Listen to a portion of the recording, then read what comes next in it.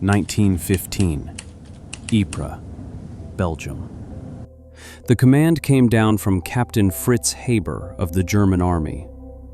Gott strafe England! Across the Western Front, thousands of steel canisters hissed open, releasing 168 tons of pure, deadly chlorine.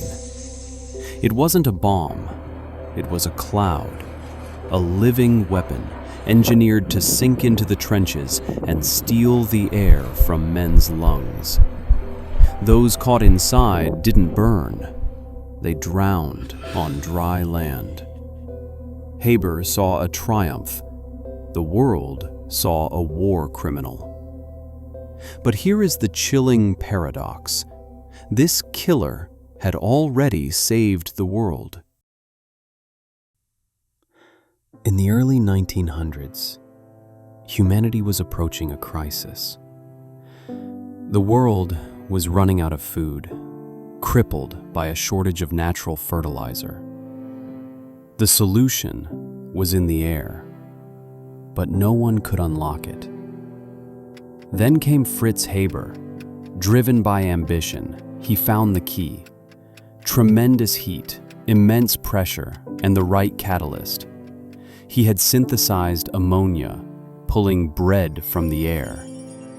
This invention is the reason billions of people are alive today. Haber had given life to the world. The world gave him the Nobel Prize. But he had already used his genius for something else entirely. The betrayal. Fritz Haber was a brilliant chemist, but above all, a fierce patriot. When World War I erupted, he redirected his life-giving technology towards death. The very same nitrogen used for food was now used for explosives. But that wasn't enough. Haber wanted to break the stalemate. He dismissed the laws of war. To those who called him dishonorable, he had a chilling retort. Death is death, by whatever means it is inflicted. He became the father of chemical warfare. He believed he was serving his country, but it was a commitment that would cost him everything. The suicide. The date was May 1st, 1915.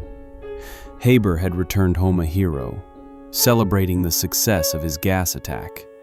But his wife, Clara Immerwahr, a brilliant chemist herself, was horrified. She called his work a perversion of science. That night, while Haber slept, Clara made her final protest. She walked into the garden, took her husband's service pistol, and shot herself. Haber didn't stay for the funeral. The very next morning, he left for the Eastern Front to supervise another gas attack. The irony: Haber survived the war, but his country turned on him.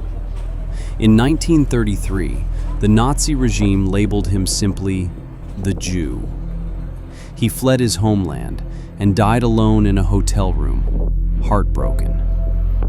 But he never lived to see the final, darkest twist of fate. Decades earlier, his institute had developed a pesticide called Zyklon A. The Nazis took his invention, reformulated it, and removed the warning odor.